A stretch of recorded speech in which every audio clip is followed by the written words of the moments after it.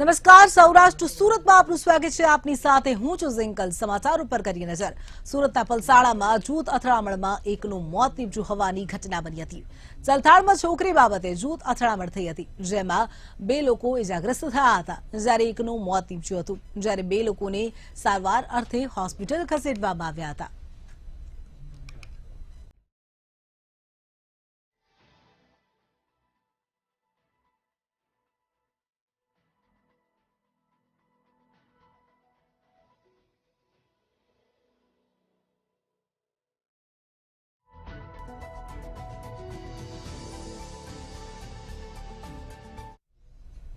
મહત્વના સમાચાર સુરતથી સામે આવી રહ્યા છે। સુરતમાં પોલીસ દ્વારા ઈ સિગારેટનો જથ્થો ઝડપી લેવામાં આવ્યો છે। મહત્વના સમાચાર સુરતથી સામે આવી રહ્યા છે। ઈ સિગારેટનો જથ્થો પોલીસની ટીમ દ્વારા ઝડપી પાડવામાં આવ્યો છે। મોબાઈલ એસેસરીઝની દુકાનમાં ઈ સિગારેટનું વેચાણ થતું હતું। મોબાઈલ એસેસરીના નામે ઈ સિગારેટનું વેચાણ થતું હતું। એસઓજીએ સાગર તનેજા નામના શખ્સને ઝડપી પાડ્યો છે। ગેરકાયદેસર પ્રવૃત્તિ કરતા લોકો સામે કાર્યવાહી કરવામાં આવશે। તો પોલીસની ટીમ દ્વારા સુરતમાંથી ઈ સિગારેટનો જથ્થો ઝડપી પાડવામાં આવ્યો છે। સુરત શહેરના ઉમરા વિસ્તારની ઘટના।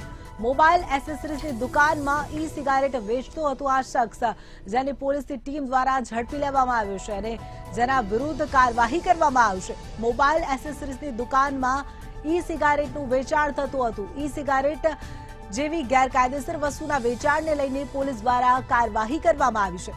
તો ગેરકાયદેસર પ્રવૃત્તિ કરતા લોકો સામે કાર્યવાહી કરવામાં આવી છે।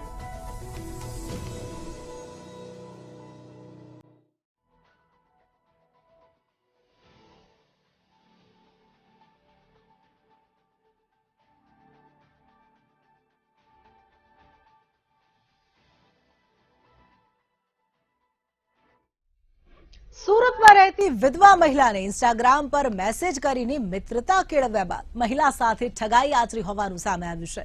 મિત્રતા કેળવ્યા બાદ લગ્ન કરી લંડન લઈ જવાની લાલચ આપી 5.15 લાખ રોકડા તેમજ 7 લાખના દાગીના પડાવી લીધા હોવાનું સામે આવ્યું છે। સમગ્ર મામલે ફરિયાદ નોંધાતા પોલીસે તપાસ કરી આરોપીની ધરપકડ કરી છે।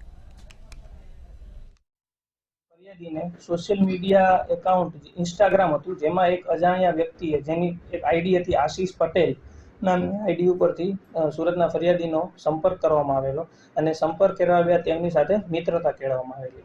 અમુક મહિનાઓ થયા બાદ તે મિત્રતાના ભાગરૂપે સામેવાળી વ્યક્તિએ સુરતના ફરિયાદીને તેવી એક લાલચ પણ આપી કે તેઓ સાથે લગ્ન કરશે અને લગ્ન કરીને તેઓને લંડન લઈ જશે અને તે અનુસંધાને વિશ્વાસ કેળવીને તેઓની ગાઢ મિત્રતા થતા આગળ જ્યારે વાત નીકળી ત્યારે સામેવાળા વ્યક્તિએ જણાવ્યું કે લંડન જવા માટે ખર્ચો પણ થશે। સુરત શહેરમાં સાયબર ક્રાઇમના ગુનાઓમાં વધારો થઈ રહ્યો છે, ત્યારે વધુ એક છેતરપિંડીની ઘટનામાં પોલીસે ફરિયાદીને નાણાં પરત અપાવ્યા છે। પોલીસે લોનના ચક્કરમાં સાયબર ક્રાઇમનો ભોગ બનેલા વ્યક્તિની ફરિયાદના આધારે તપાસ હાથ ધરી હતી। આરોપીઓએ સંસ્થામાંથી વગર વ્યાજે 50 લાખની લોન આપવાનું કહી ફરિયાદીને ઝાંસામાં લીધો હતો, જેની પાસેથી 32 લાખથી પણ વધુની રકમ પડાવી લીધી હતી, જેની ફરિયાદ થતા પોલીસે ફરિયાદીને 100% રકમ પરત અપાવી છે। સુરત શહેર પોલીસ કમિશનર દ્વારા 32,40,000 રૂપિયાનો ચેક નામદાર કોર્ટના હુકમ બાદ ફરિયાદીને સોંપ્યો હતો।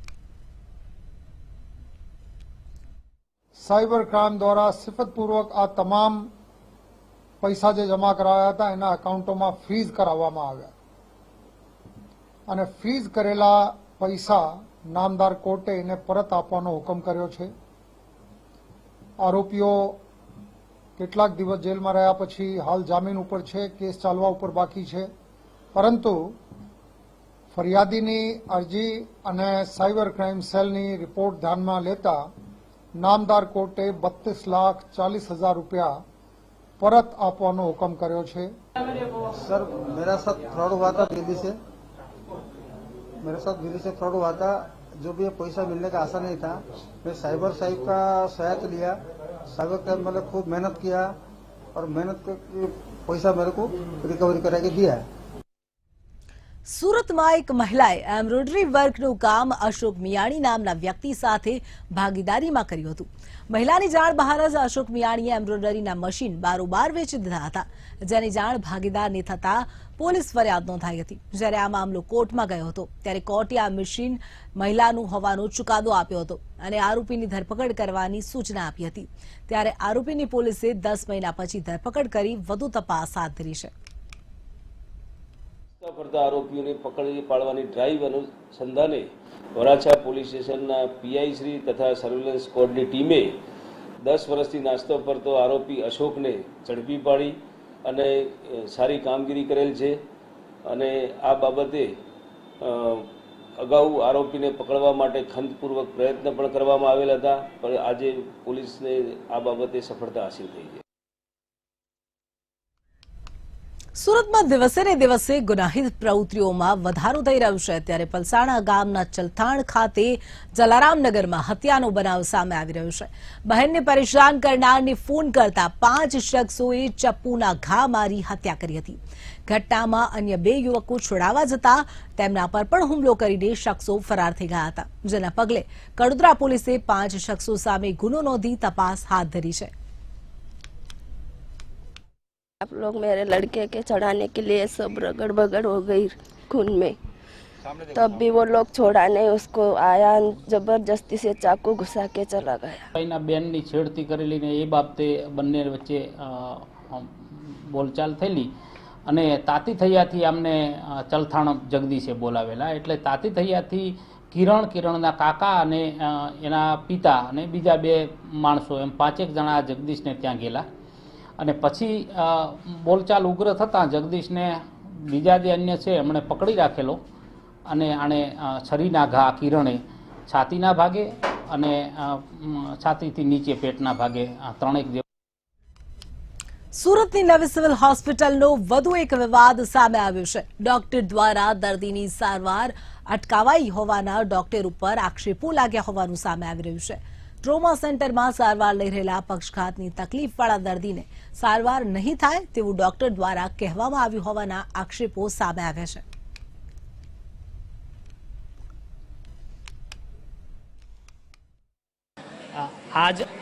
આજ રોજ લગભગ 10 વાગ્યાની આસપાસ એક રમણભાઈ વસાવા નામનું આદિવાસી પેશન્ટ ટ્રોમા સેન્ટરમાં પક્ષઘાતની તકલીફ લઈને સિરિયસ કન્ડિશનમાં ટ્રોમા સેન્ટરમાં આવ્યું હતું. દર્દીને લગભગ કલાક સુધી કોઈએ ટ્રીટમેન્ટ ના આપતા નિયમ અનુસાર સીએમઓએ દર્દીને ન્યુરોફિઝિશિયન વિભાગમાં દાખલ કરેલ હતું. પરંતુ ન્યુરોફિઝિશિયન ડૉક્ટર પરેશ જાંજમેરા સીએમઓ ઓફિસમાં આવી દર્દીના કેસ પેપર સીએમઓ ડૉક્ટર મંડલ સરના મોં પર નાખી એમને અપમાનિત કરી અને દર્દીને ગંભીર હાલતના દર્દીને ડિસ્ચાર્જ કરી દેતા અત્યારે દર્દી નોંધારું બન્યું છે. National education committee Bhavnagar unit દ્વારા પેન્શન વધારાની માંગણીના ભાગરૂપે મહારેલીનું આયોજન કરવામાં આવ્યું હતું. જશુનાથ સર્કલથી કલેક્ટર કચેરી સુધી રેલી યોજી કલેક્ટરને આવેદનપત્ર પાઠવ્યું હતું. EPS 95માં સમાવિષ્ટ 60 થી 90 વર્ષ સુધીના વૃદ્ધ ભાઈઓ બહેનો દ્વારા પેન્શન વધારાની માંગને લઈને વિશાળ રેલીનું આયોજન કરવામાં આવ્યું હતું. તેમજ મોદી સાહેબને વચન દિયા હૈ પૂરા કરોના બેનરો સાથે રેલી કલેક્ટર કચેરી પહોંચી આવેદનપત્ર પાઠવ્યું હતું. આવેદનપત્રમાં પેન્શનરોના જણાવ્યા મુજબ તેઓને મળી રહેલા 700 થી 2500ના પેન્શનમાં મહિનાનું દૂધ શાકભાજી પણ આવતું નથી. ત્યારે વયોવૃદ્ધ પેન્શનરો શારીરિક, માનસિક અને આર્થિક મુશ્કેલીઓનો સામનો કરી રહ્યા હોવાથી પેન્શનમાં તાત્કાલિક વધારો કરવા રજૂઆત કરી હતી. રેલીમાં ઉદ્યોગો, સાર્વજનિક સંસ્થા, સરકારી બેંકો, સરકારી નિગમો ન્યાય માંગવા દેશવ્યાપી 200 જિલ્લા મથકે આંદોલન રેલી યોજી હતી.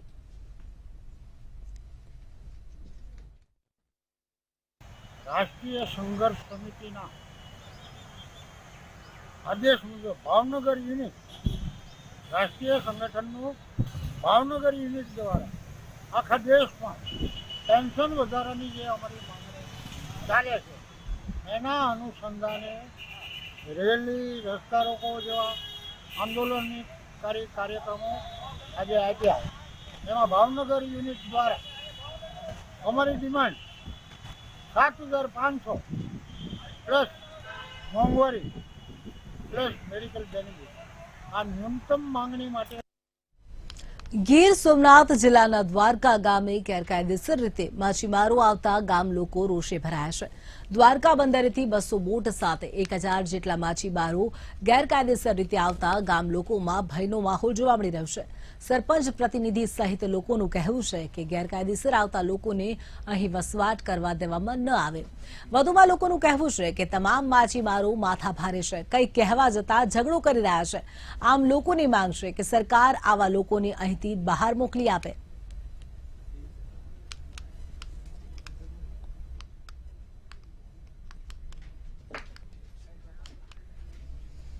સુરતના સચિન વિસ્તારમાં સરકારી અનાજ સગે વગે કરવાના કૌભાંડમાં વધુ એક આરોપીની ધરપકડ કરવામાં આવી છે. આરોપીની ઉધના ખાતેથી સુરત ક્રાઇમ બ્રાન્ચે ધરપકડ કરી તપાસ હાથ ધરી છે. સરકારી અનાજના ગોડાઉનમાંથી સગે વગે કરવામાં આવેલ અનાજ સચિન સ્થિત ખાનગી ગોડાઉનમાં પહોંચાડવામાં આવતું હતું.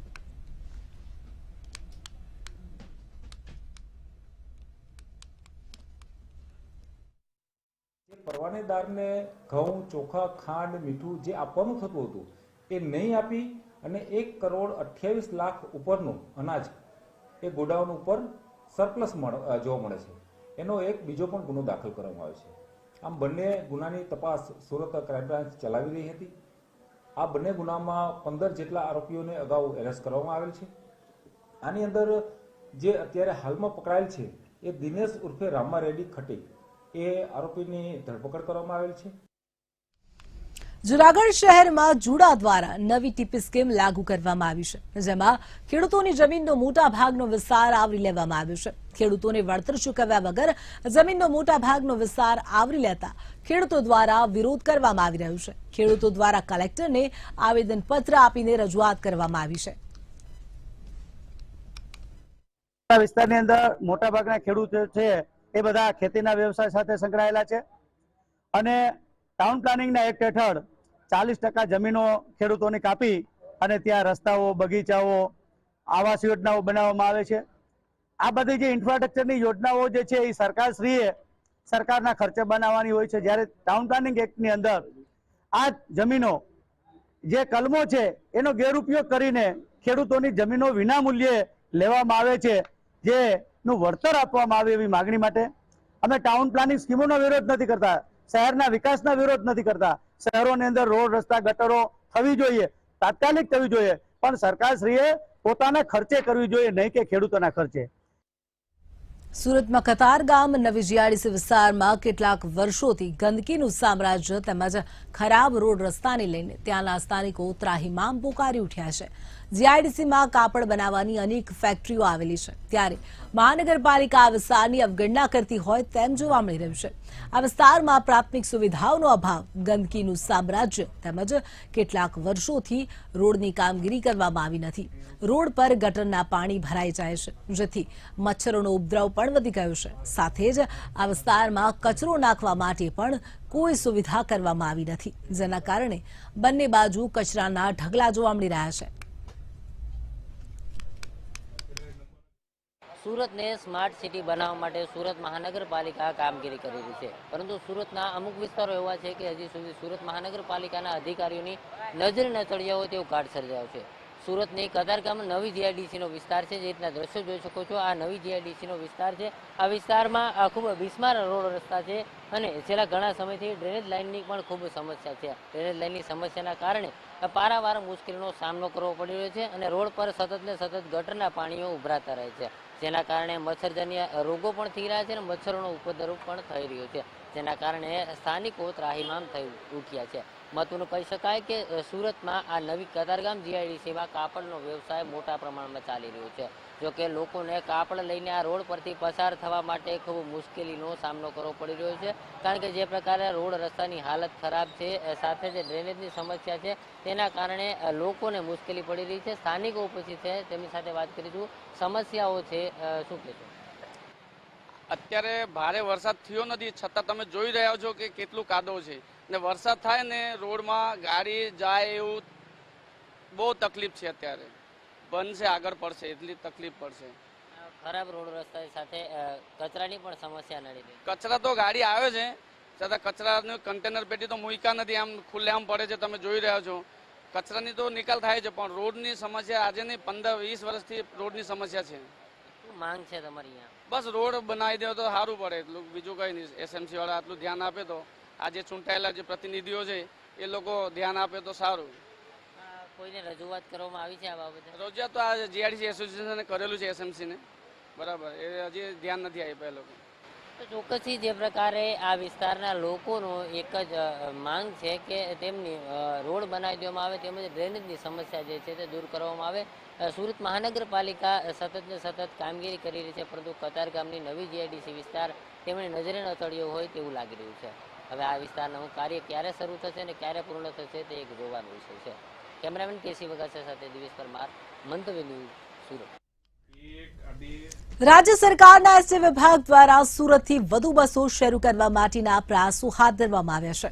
ખાસ કરીને ધાર્મિક યાત્રાઓ કરવામાં મુસાફરોની સુવિધા રહે તેનું પણ ખાસ ધ્યાન રાખવામાં આવી રહ્યું છે. સુરત એસટી વિભાગ દ્વારા નવી 2x2 તેમજ મિની બસને લીલી ઝંડી અપાઈ છે. એસટી નિગમ દ્વારા સુરત અને અંબાજી ડીસા બસ સેવા શરૂ કરવામાં આવી છે.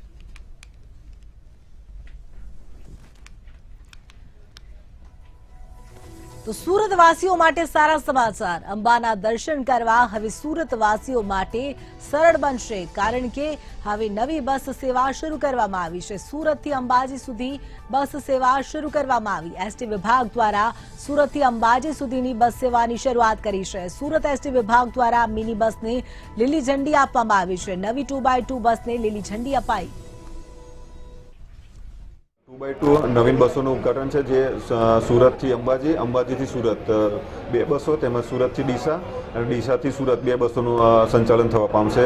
તેમજ તેની સાથે 2 મિની બસોનું પણ સુરત નવસારીનું પણ આજે ઉદ્ઘાટન કરવામાં આવે છે. સુરત અંબાજીનું ભાડું છે 248 રૂપિયા અને સુરત ડીસાનું ભાડું છે 249 રૂપિયા. ભારતીય જનતા પાર્ટીના પ્રદેશ પ્રમુખ સી.આર. પાટીલનો જન્મદિવસ હોવાથી આજે વહેલી સવારથી જ તેમના ઘર પર ભાજપના કાર્યકર્તાઓનું જમાવડું જોવા મળી રહ્યું છે. વહેલી સવારથી જ ભાજપના કાર્યકર્તા, હોદ્દેદારો તેમજ ચૂંટાયેલા પ્રતિનિધિઓ તેમજ પ્રદેશ પ્રમુખને જન્મદિવસની શુભકામનાઓ પાઠવવા માટે પહોંચ્યા હતા. સમગ્ર રાજ્યમાં ભાજપના કાર્યકર્તા અને હોદ્દેદારો અલગ અલગ સેવા કાર્યો કરીને પ્રદેશ પ્રમુખના જન્મદિવસની ઉજવણી કરી.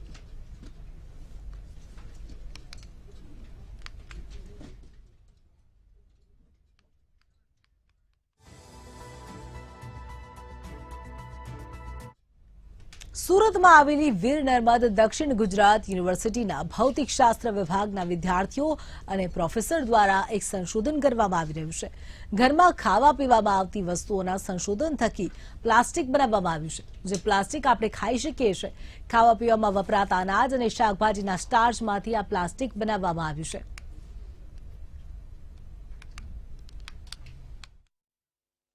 જો આપણે એવું પ્લાસ્ટિક બનાવીએ કે જેનાથી આપણને નુકસાન નહીં થાય, જેને કે આપણા શરીરમાં જાય તો પણ એ કોઈ નુકસાનકાર નહીં, ઉલટાને આપણને યુઝફુલ થાય, એના માટે અમે બાયોડિગ્રેડેબલ મટીરિયલ યુઝ કર્યા છે. બાયોડિગ્રેડેબલ એટલે આપણે જે ખાઈ શકીએ એવા અને ઇઝીલી ડિકમ્પોઝ થઈ જાય, બહાર પડી રહી તો બી કોઈને નુકસાન નહીં કરે, અને ઓટોમેટિકલી સીધી પાણી અથવા તો ભેજ કે જમીન જોડે થઈને ડાયરેક્ટ સીધું અંદર ભળી જાય છે. એટલે આવું બાયોડિગ્રેડેબલ પ્લાસ્ટિક બનાવવા માટે અમે જે ખાઈ શકાય એવા મટીરિયલ કે જેનો સ્ટાર્ચ તરીકે, સ્ટાર્ચ એટલે ઘણી ટાઈપના બાયોડિગ્રેડેબલ મટીરિયલ હોય છે, કે સેલ્યુલોઝ છે, ઓઇલ છે, સ્ટાર્ચ છે, આ બધા મટીરિયલમાંથી પ્લાસ્ટિક બનાવીએ તો એ પ્લાસ્ટિક આપણે આપણા શરીરની અંદર જાય તો પણ કોઈ આપણને નુકસાન કરતા નહીં હોય.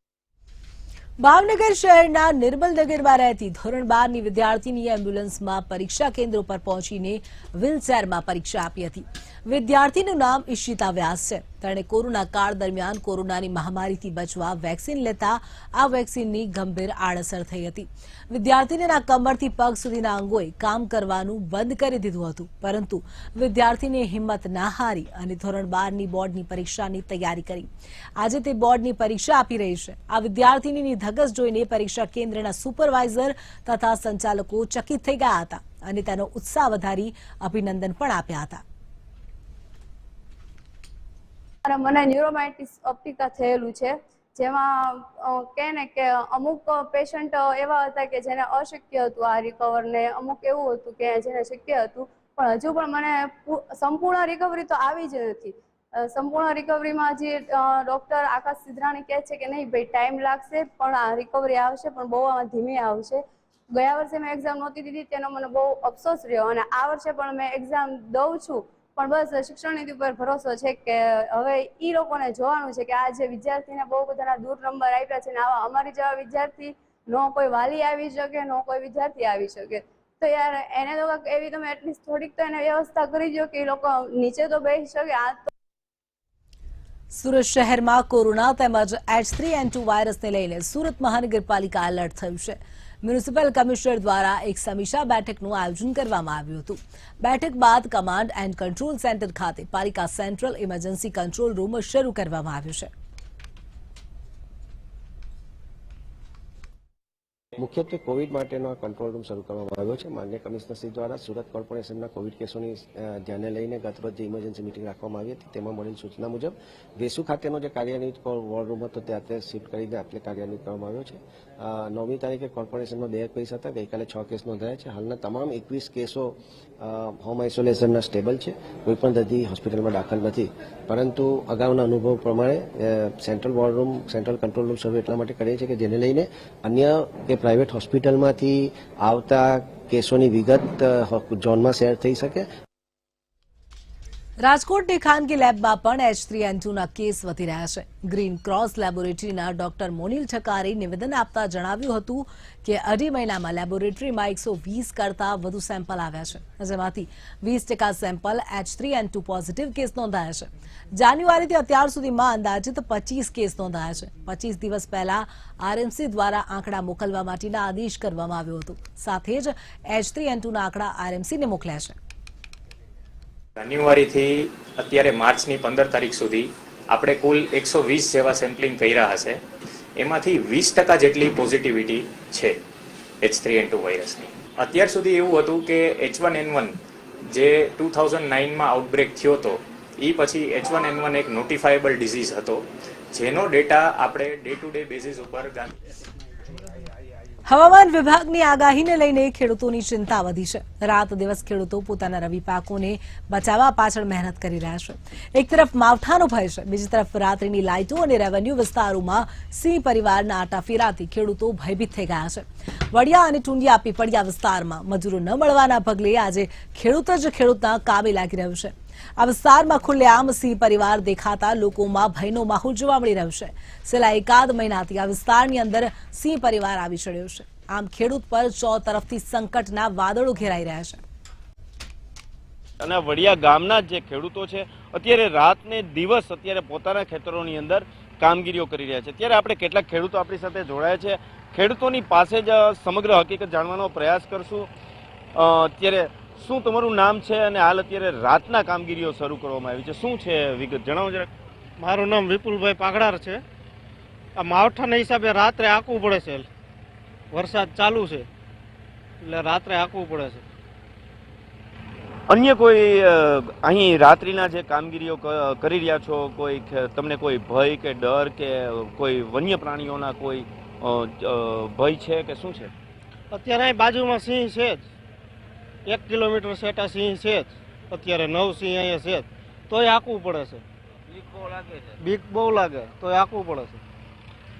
ત્યારે અન્ય ખેડૂતની પાસે આપણે જાણીશું. શું કહેશો તમે કે હાલ અત્યારે રાત્રિના ઓપનર શરૂ કરવામાં આવ્યું છે, શું કહો છો? અને એકી સાથે 8-10 ખેડૂતો સાથે છો, શું એનું હકીકત શું છે? આ વરસાદને માવઠાને કારણે અમારે રાતના પાકને ઘર ભેગો કરવો પડે છે, એટલે રાતે આંકવું પડે છે. સિંહ બાજુમાં હોય, આજુબાજુમાં, તોય અમારે રાતનું આંકવું પડે, એવી અમારે આંક છે. ત્યારે અન્ય ખેડૂતની પાસે જ આપણે જાણશું કે હાલ અત્યારે રાત્રિના 12 વાગ્યા પછીનો જે મોડો અત્યારે સમય થઈ ગયો છે. ખેડૂતો પોતાના ખેતરોની અંદર અત્યારે રાત્રિના 8-10 ખેડૂતો એકત્રિત થઈ અને ઓપનર ચલાવી રહ્યા છે. શું કહેશો કે હાલ અત્યારે રાત્રિના કામગીરી કરવી પડી છે, શું કહો છો? રાત્રિના કામગીરી તો એ માટે કરવી પડે કે માવઠાની આગાહી જોરદાર છે. જો ન ભેગું કરી તો અમારું બધું નુકસાન છે. સરકાર કઈ વળતર તો ચૂકવતી નથી, બરાબર. તો અહીંયા બાજુમાં સિંહ છે, અત્યારે બધી આ વાડીઓમાં 9 સિંહ છે, મજૂર બેઠા છે. અમારું તો કોણ ધ્યાન રાખે? સરકાર એને કંઈ નિર્ણય લે અને અમને કંઈ આપે સહાય કે આ એટલું નુકસાની છે તો એને માટે સારું કહેવાય એમ. સરકારની એટલી વિનંતી અમારી કે આ દિવસ પાડી લાઇટ કરી દઈએ, અત્યારે રાતની લાઇટ છે, માવઠું માથે એક વાર સિંહ છે, છતાં હાંકવું પડે ને, તમારી નજર અમે હાંકી જ છે ને. બસ અમારું એ જ કેવું છે, બીજું કંઈ નહીં. ખેડૂતો રાત્રિના સમયે કામગીરીઓ કરતા ભયના ઓથાર હેઠળ કામગીરીઓ કરતા હોય તેવું અહીંયા કાર્ડ જોવા મળી રહ્યો છે. પરેશ પરમાર, મંતવ્ય ન્યૂઝ, અમરેલી. તો હાલ સમાચારોમાં બસ આટલું જ. રજા આપશો અને હવે જુઓ સીધો સંવાદ અમારા સહયોગી જય સાથે.